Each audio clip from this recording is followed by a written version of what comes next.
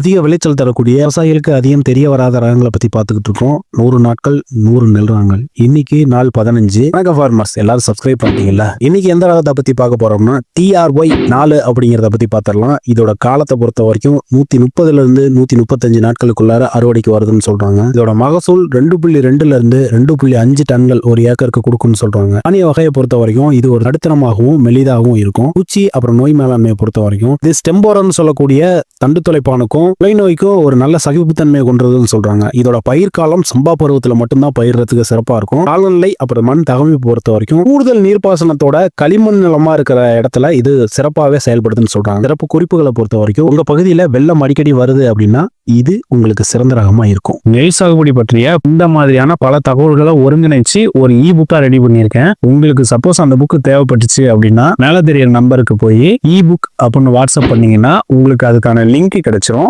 அந்த லிங்கை பயன்படுத்தி நீங்க அந்த புக்கை வாங்கிக்கலாம். நன்றி.